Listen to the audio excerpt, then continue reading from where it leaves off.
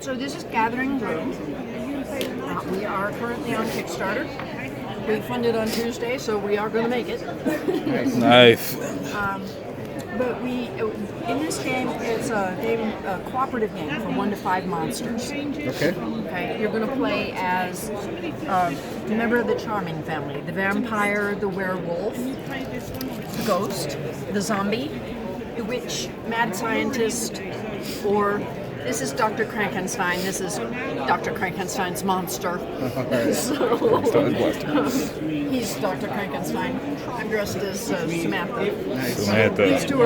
These two are a married couple. They own the mansion. All right. So you play as there are problems that arise in your family businesses, the mortuary and the mining company, or in your home.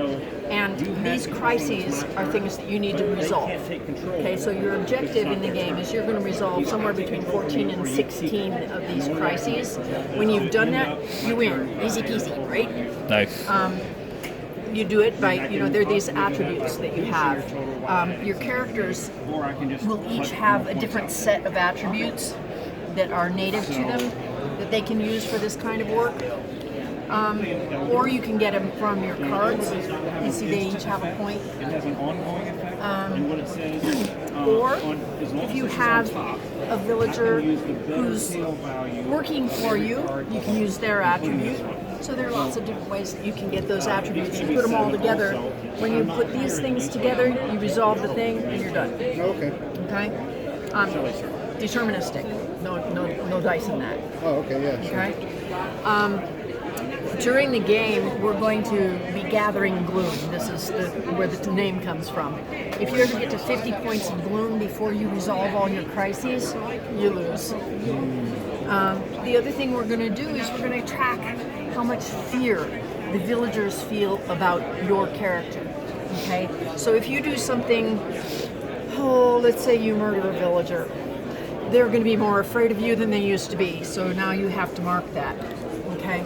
If anybody ever gets to 12 points of fear, the family's outed, pitchforks, torches, it's over. Sure. Okay? So a couple of loss conditions, 1 win condition. But while you're trying to take care of business up here, the villagers are out to get you.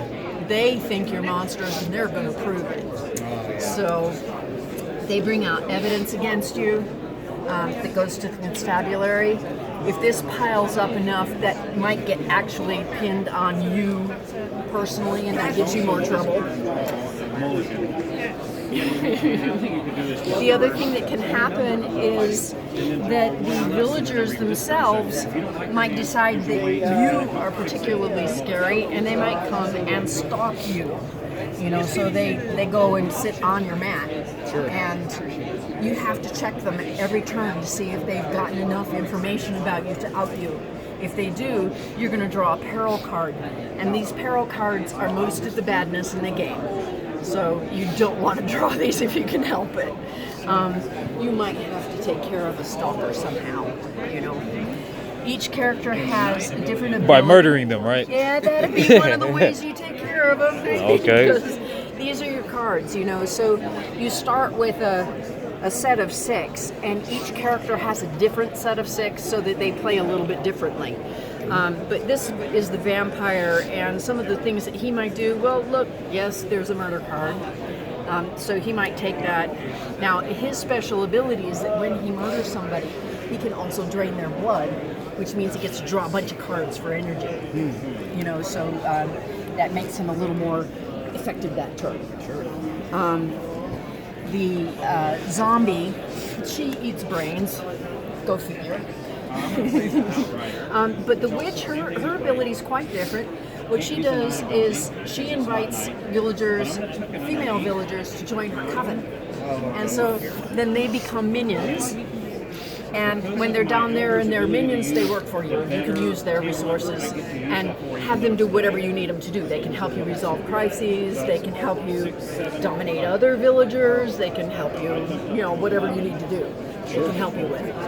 So it has, so that's your deck builder mechanism, because you start with the 6 there's like 17 different kinds of things you can do. So you might want to add some cards to your deck to improve your abilities. Well, and give you more resources too. Sure. You know, so you might do a little bit of deck building. The other thing is we have a bit of worker placement, and that you're going to have all these locations have a thing that you can do when you get there. So you can go once during your turn, you can go someplace and do the thing that's there. So like for here in the town square, you've got a little bit of fear. You don't want to have so much fear. You go down to the town square, you hang out with the folks, and you're friendly, and they think you're wonderful, and that reduces your fear. You know, so. All right. But the other thing about the locations is at the beginning of the game, we have alternate locations. So you can put in a new building here and have a total different ability, and that makes your gameplay feel very different from game to game. Change your buildings. Yeah, sounds good. So, Awesome. Congrats on funding. well, Oh, thank yeah. you. Thank you very much. Yeah. Looks sweet. But we're still out there, and you know, love it if you back us. Sure. Yeah, I'll take a look. Thanks. Yeah, that'd be great. Awesome. That'd be great. All right, I'm going back to my booth. Yeah, do. Gathering Gloom.